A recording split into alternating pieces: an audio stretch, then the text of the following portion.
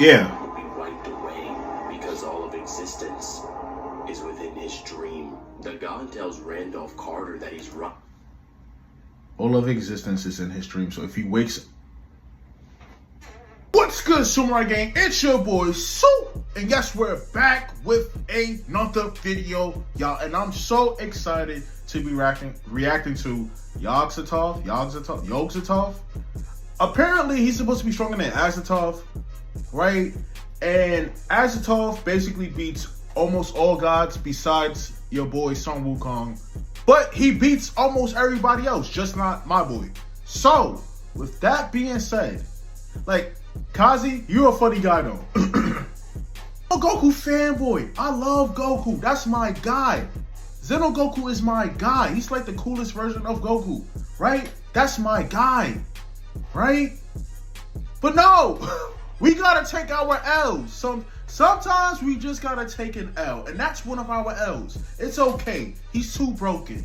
Now, with this guy right here, because I reacted to his twin brother, Azathoth. They're not related. I'm just saying that they brothers because, you know, I'm sweating. Oh my God. Yeah, like, I'm just saying that they're brothers because they got the same name.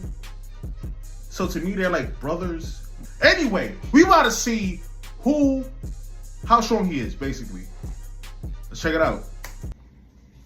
What is Yog-Sothoth? Yog-Sothoth. The Cthulhu mythos. In a world where in the physical universe, all dimensions beyond the regular three can be accessed through reflections from special mirrors on Earth, we are told that every example of space is merely an infinitesimal slice of a higher dimensional space up to the reachless heights of archetypal infinity, which makes the physical universe outer-versal in nature. The Dreamlands... So the physical verse is outer-versal in nature, so just naturally, the physical verse, our verse is outer-versal? I mean, I guess that would make sense because, like, with these characters who aren't real, they're fictional, we would be perceived as high outer because we could just destroy their verse without, you know, a thought, really.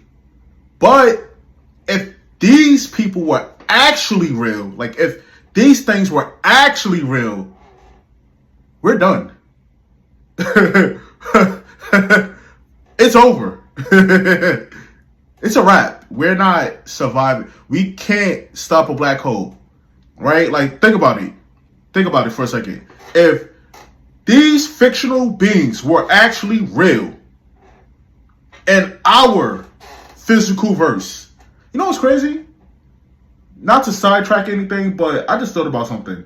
What happens if we're fictional? We're just a bunch of stories to a bigger plot. What happens if that's what we are? Right? Like, we're irrelevant. Like, something massive is happening on the other side of the universe that we don't even know about, right?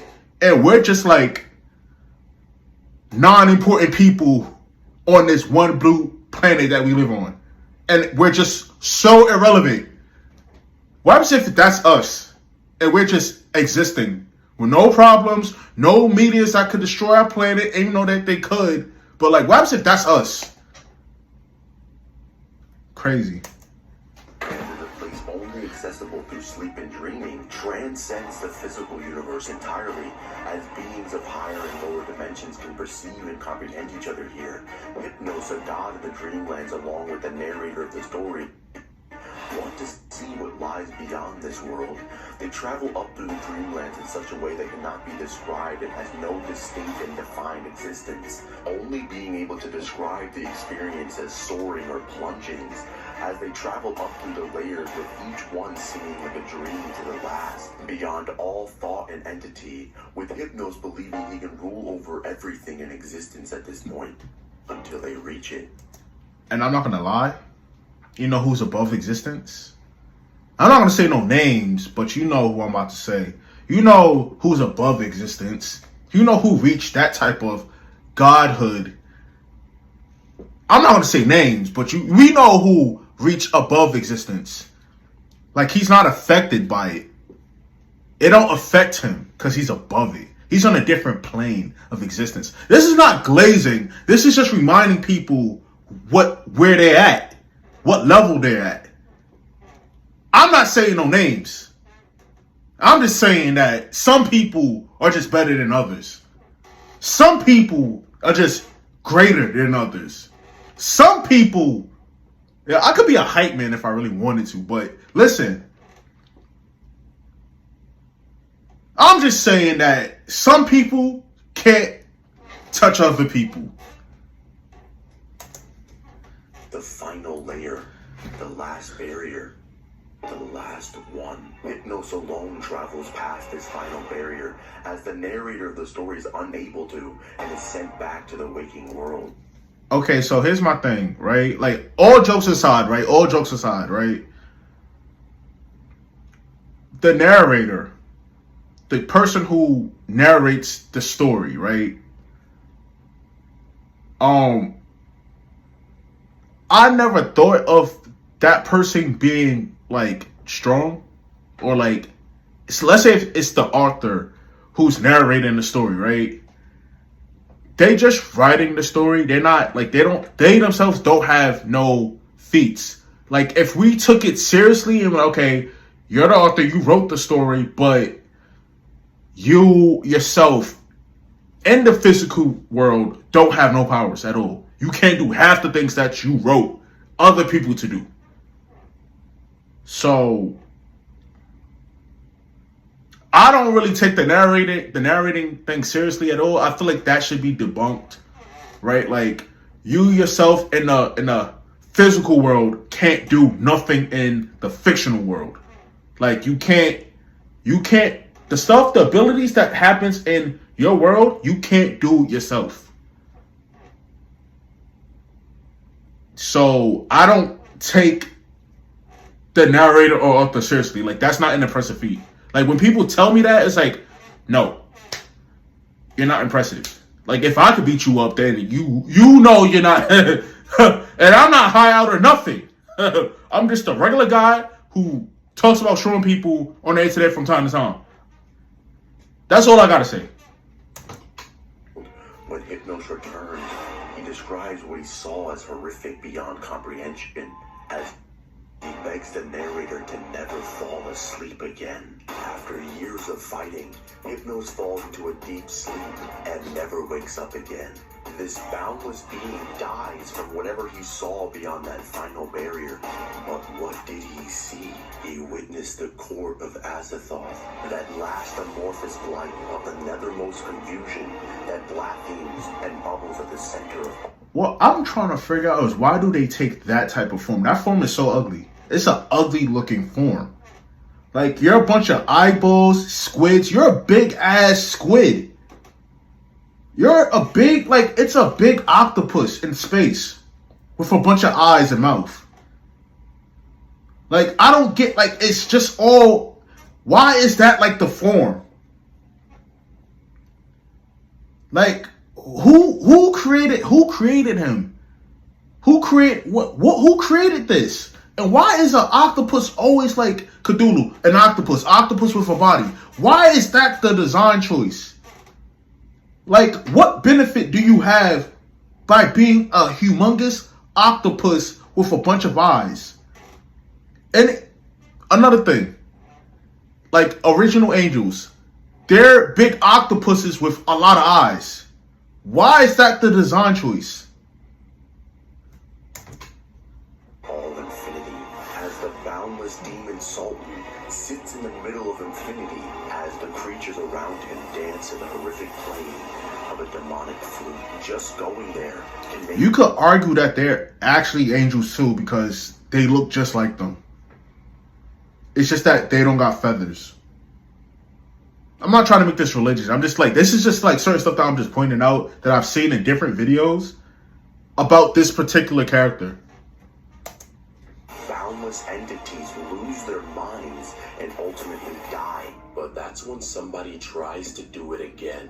After hearing the stories of Hypnos, Randolph Carter wanted to see what he saw as he falls asleep and travels to the Dreamlands. Randolph Carter took the same method as Hypnos as he travels up through the layers of the Dreamlands. After transcending an infinite hierarchy of dreams, He got the same feeling as Hypnos. So, like, how did he even get there? Like, I know they said that they fell asleep, but, like, if I fall asleep, I can't get there. So, like, how do they get there? Like, how does one even, travel there? I don't want to go there, but I'm just saying, like, how would you? Okay, because so we know that Hypnos, he got there, he fell asleep, he died in his sleep, he never woke back up, cool. But I just want to know how strong this character is, because somebody told me to react to it. As if he was the god of it all. Randolph Carter reaches the last barrier and crosses it. And after opening his eyes, he sees the god at the center of all infinity. Even though he's standing in the presence of the demon Sultan, he doesn't die. One of the gods in Azathoth's court tells Randolph Carter that there exists a place beyond this, as he says that many have arrived at Azathoth's court, but none have gone past the Silver Gate, with Carter's mind racing, as how can there be anything beyond this, with Azathoth being the dreamer of worlds, and the gods playing a demonic flute to keep him asleep. Because if he... So they gotta play a flute for Azathoth and Yog-Sothoth to keep them asleep, because they can't beat him. No, they can't die. They can't die at all. And if they wake up, everything is gone. All existence is gone. So where is, like, God in all of this? I don't want this to be religious. I just want to, like, I have questions that need to be answered. That's all I come in for. Like, I have a bunch of questions that need to be answered. With no bias at all. I don't want nobody to be biased. I just want to know, like, why certain things are the way they are. Wakes up.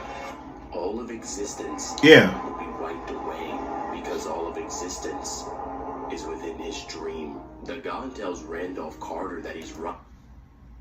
All of existence is in his dream. So if he wakes...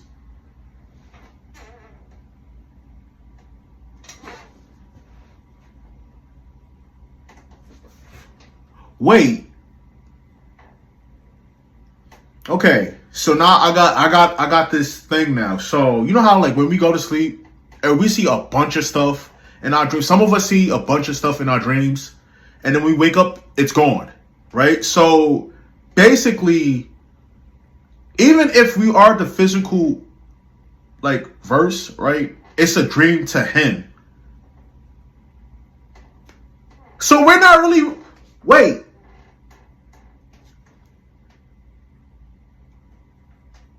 So we're not really real to him. We're deemed as fictional to him. He sees us as fictional. So when he wakes up, everything is gone. Because it's not real to him.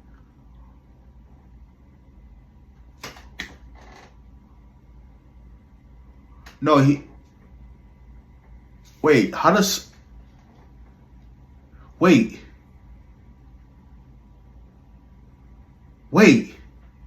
how do you beat him? Wait, no, whoa, how do you beat him? He don't even view the physical realm as a real place. He thinks it's just a dream.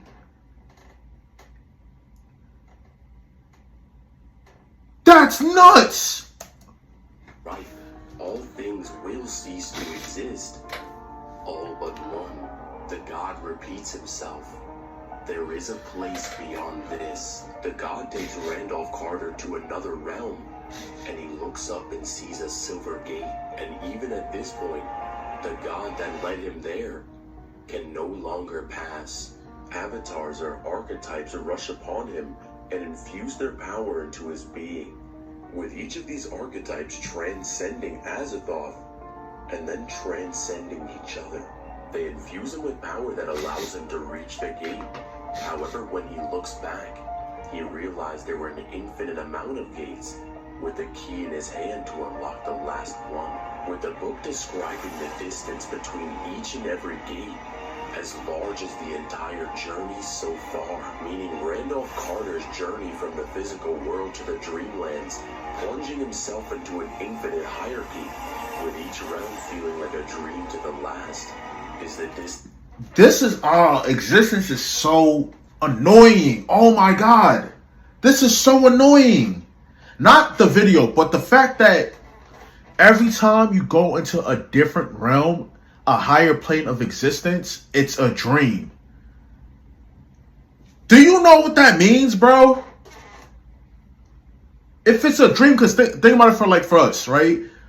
I'm not gonna lie, I've done seen a lot of stuff in my dreams. I think that is not real, right? I always think that is not real at all. A dream is never real, right?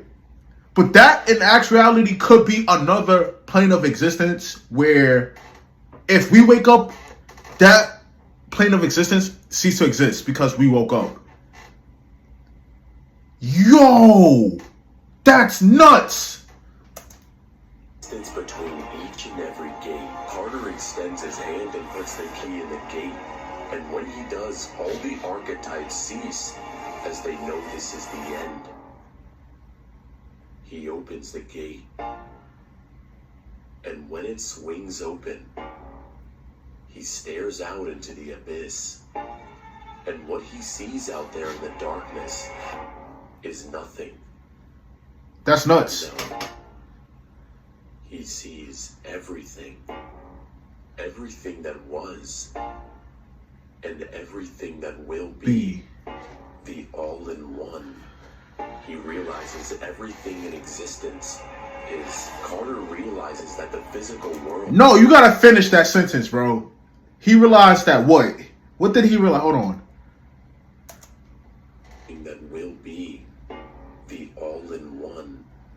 He realizes everything in existence is... Carter realizes that the physical world, the Dreamlands, each and every realm above it, Azathoth's court, each and every gate, and even the key in his hand, all of it was this being. Every god, every archetype, every realm, every dream, all of it was him. The last sweep, the last utter sweep that has no confines and which outreaches fantasy and mathematics alike, as Carter stands alone as the only being in existence that can see the god above all gods, Yog-Sothoth. Why he look like a demonic being, bro? Like, if you're a god, why do you look like that? Like, that's not pleasant to look at. No offense. It's not even, it's cool, but no. So you tell me he just sitting there like, you don't get bored? He doesn't get bored. He just sits there.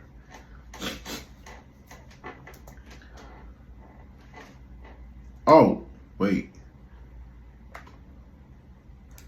What's up, guys? It's Divine. If you guys enjoyed this video, make sure you can subscribe. Divine, I'm gonna need you to do like a more in-depth video on this, bro. I'm not gonna even lie. I'm not gonna lie to you. I'm gonna need you to do a way more in-depth video on him, because this is actually interesting. That's nuts.